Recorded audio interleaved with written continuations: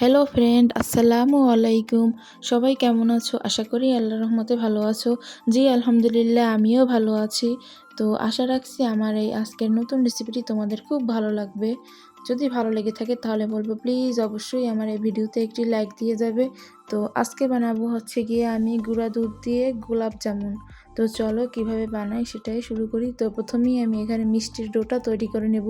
এজন্য লাগছে আমার 1 কাপ গুঁড়া দুধ, আর এর সাথে লাগবে হচ্ছে গিয়া আমার বাইন্ডিংয়ের জন্য 4 টেবিল চামচ ময়দা, আর এখানে ময়দাটাই নিতে হবে। আর এরপরে দিয়ে দিলাম 1 টেবিল চামচের মতো বেকিং পাউডার। তো সব কিছু দিয়ে এবার আমি এটাকে একটু ভালো মতো মিক্স করে নেব যেন কোনো ধরনের লাম্পস না থাকে। তো এরপরে আমি এই যে এখানে 1 টেবিল চামচের মতো ঘি দিয়ে দেব। ঘি বা বাটার যে কোনো একটা কিছু দিলেই হবে, তবে এখানে কিছুতেই সয়াবিন তেল ইউজ করা যাবে না। তো এরপর এই যে ঘিটা দিয়ে আমি এই শুকনো উপকরণগুলোকে একটু ভালো মতো মেখে নেব। তো এই তো আমার মাখানো শেষ।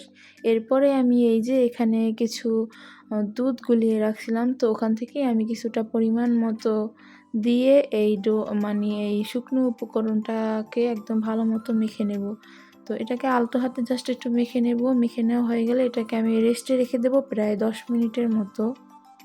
তো 10 মিনিট পরে এই যে চলে আসলাম মিষ্টি বানাতে। তো প্রথমেই প্লেটে আমি একটু ঘি মাখিয়ে নিলাম যেন প্লেটে যখন মিষ্টিগুলো রাখবো তখন যেন মিষ্টিগুলো লেগে না যায়, আর 2 হাতের তালুতেও একটু ও মেখে নেব। তো এরপরে এই যে আমি এখানে একটা চামচ দিয়ে ডোগুলো নিয়ে এরপরে হাতের এই যে 2 তালুর মাঝ বরাবর দিয়ে গোল শেপ করে নেব, আর চামচ দিয়ে নিলাম যেন আমার সব মিষ্টিগুলো একই রকম হয়। তো এরপর আমি মিষ্টিগুলো ভাজার জন্য চলে আসলাম। তো প্রথমেই ফ্রাই প্যানে পর্যাপ্ত পরিমাণ আমি এখানে সয়াবিন তেল দিয়ে দিলাম। তো তেলটাকে আমি খুব বেশি গরম করব না, এটার মধ্যেই আমি সেই ঠান্ডা মিষ্টিগুলো একদম দিয়ে দেব। আর এই যে আমি আবার একটু হাতের তালুতে গোল শেপ করে দিয়ে দিচ্ছিলাম, কেননা প্লেটে রাখার সময় মিষ্টিগুলো দেখা যায় যে একটু নিচের দিক থেকে সমান হয়ে যায়। তো ওইটাকে আবার আর কি 2 হাতের তালুতে দিয়ে একটু ভালো মতো গোল করে নিয়ে যে ঠান্ডা ঠান্ডা তেলটার মধ্যে দিয়ে দিলাম। আর এরপরে তেল যখন গরম হলো আমার মিষ্টিগুলো এই যে একা একাই ফুলে এপাশ ওপাশ হয়ে যাচ্ছিল। আর এরপরে যখন দেখলাম যে একদম হয়ে আসছে, তো আমি চামচ দিয়ে একটু ঘুরিয়ে ঘুরিয়ে নিয়ে চারোদিকটাকে একদম ভালো মতো আর কি ভেজে নেব যেন কালারটা সব দিকই এক হয়। তো এই যে আমার এদিকে মিষ্টিগুলো একদম ভাজা শেষ। তো এরপর আমি এটাকে ভালো একদম তেলটা ছেঁকে তুলে নেব। তো তুলে নিলাম। এরপরে চলে আসলাম মিষ্টির শিরাটা বানাতে। তো এখানে আমার লাগছে হচ্ছে গিয়ে 2 কাপের মতো চিনি, আর 2 কাপ চিনির জন্য এখানে পানি দিয়ে দেব 4 কাপ পরিমাণ। আর এরপরে একটু কালারের জন্য দিয়ে দিলাম স্যাফরন, যেহেতু গোলাপ জামুন বানাচ্ছি। তো স্যাফরনটা দিলে হালকা একটু খয়েরি কালার ধারণ করবে আর দেখতেও তখন ভালো লাগবে।